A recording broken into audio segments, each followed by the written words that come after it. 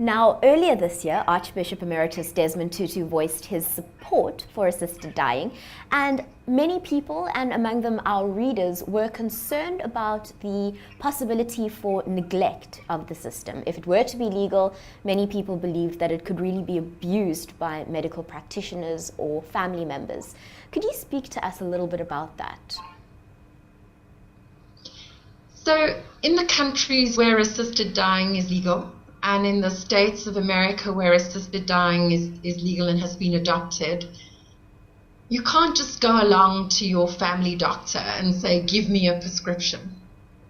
There is a process of applying for your right to die and going through an interview process with a panel that actually says that they approve and support your right to die. So there are many, many safeguards being put in place so that there will not be abuse.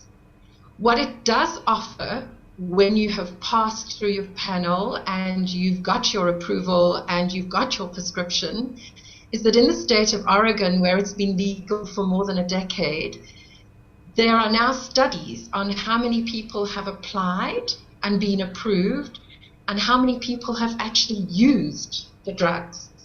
And it seems to offer peace of mind.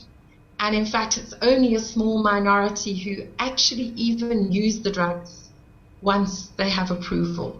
But having that peace of mind makes those last months, weeks, days easier for everyone around.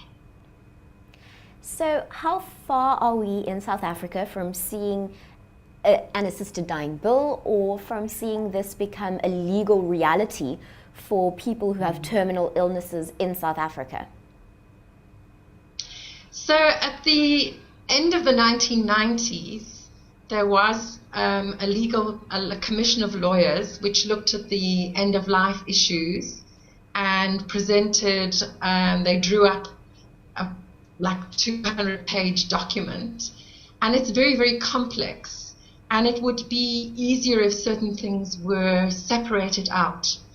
For example, if you were to have your end-of-life wishes in what's called a living will or an advance directive, that at the moment is not a legal document. It's a guideline which your doctor can choose to respect or disrespect. But, like for instance, I think mine says, please don't resuscitate me. Don't resuscitate me if I have a heart attack. Don't force feed me. I would prefer, if I'm not able to do those things, that let me be and let me die. So one of the things that Dignity SA would like is that people have end-of-life directives and that those are legal documents. The other thing, Varusha, is that I might choose you as my trusted person to be power of attorney. For example, if I had a car accident and lost consciousness, that you be my power of attorney. I respect that you would make the decisions that I would like on my behalf. And power of attorney at the moment in this country, it lapses when you are unconscious and you have to become a ward of court and go to court to get permission for a person on their behalf. So that's another legal change that would be welcome and make things easier. The third legal change would be around palliative care, that cannabis would be part of palliative care. Morphine is very good in terms of pain, but it does dull the mind, and cannabis would be more welcome by many people. And the fourth one is that people shouldn't have to take their own lives when they are on death's door. When I think my husband, the last 30 days were the longest 30 days of my life, and there was no possibility of any remission. We had had 4 years of cancer treatment, and it was a matter of days. But would it be 10 days, 20 days, 30 days? The body can take a very long time to die.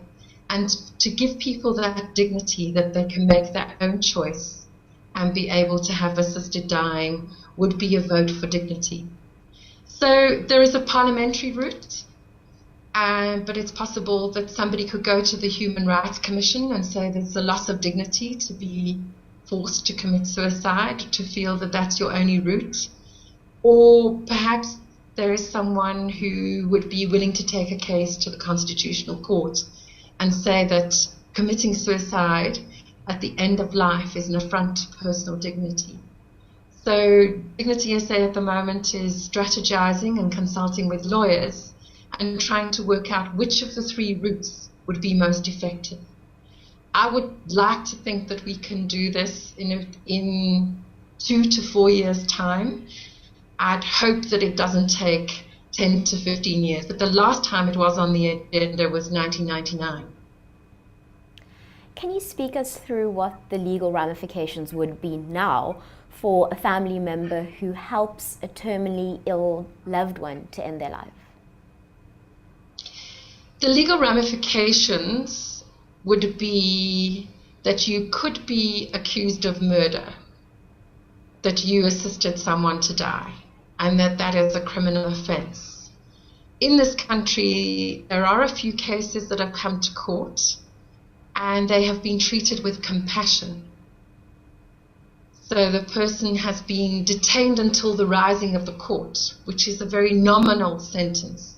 There has been nothing in this country as harsh as the case of Sean Davison in New Zealand, where he was put under house arrest for 5 months. Here, the courts have treated people who have assisted their loved ones with compassion. But the legal case itself has been traumatic and expensive.